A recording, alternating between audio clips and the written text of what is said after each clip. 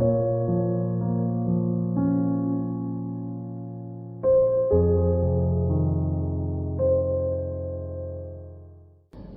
seni di Bali kembali berduka. Seniman drama gong Ana Agong Gede Rai Kalam meninggal dunia pada usianya 84 tahun di kediamannya di Puri Satria Kawan, Desa Pasek, Bali, Kecamatan Dawan Klungkung, Selasa 20 Desember.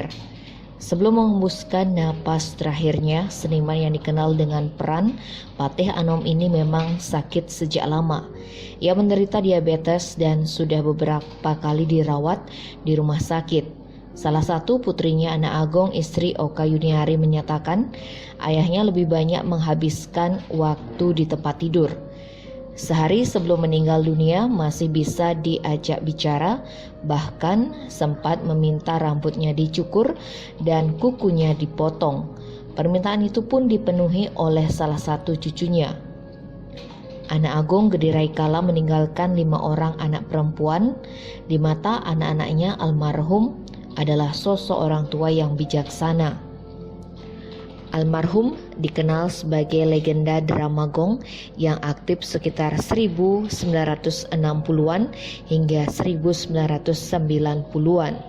Terakhir pentas sekitar 2015 lalu di panggung terbuka Arde Chandra Art Center, Denpasar. Sementara itu, salah seorang seniman asal Klungkung, Idewa Gede Alet Suputra, menilai Ana Agong Gede Rai Kalam merupakan sosok seniman drama gong jajaran kelas atas. Perannya di panggung nyaris tanpa celah. Unsur-unsur pendidikan di sela-sela dialog sebagai Patih Anom sangat kental, bahkan sudah menjadi identitas. Tidak salah kemudian banyak generasi penerus drama gong yang meniru tata berbusananya, gaya berbicara, hingga sikapnya di atas panggung. Tak hanya bisa menjiwai peran, Ana Agong Gede Rai Kalam juga dikenal bares dengan ilmu. Tidak pamrih, terpenting ada regenerasi drama gong. Sehingga tidak salah ketika banyak seniman drama gong dan lainnya menjadikan ia sebagai panutan. Bahkan lanjut Alit Saputra, di usianya yang sudah lingsir dan dalam kondisi sakit, Rai Kalam masih semangat membina drama gong. Terakhir saat Pesta Kesenian Bali 2019 lalu, saat itu drama gong Klungkung diwakili oleh Sanggar Kayonan.